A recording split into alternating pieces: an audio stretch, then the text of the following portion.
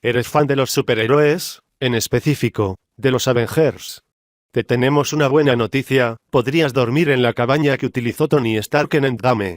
La rústica casa se puso en renta a través de la aplicación Airbnb. No es barata, pero será toda una experiencia. Pasar una noche cuesta más de 15.000 pesos. Consta de 3 recámaras, 4 camas y 3 baños.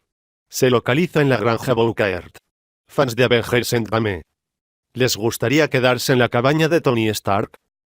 Esta es la icónica cabina en la película. Promociona el mensaje de Airbnb.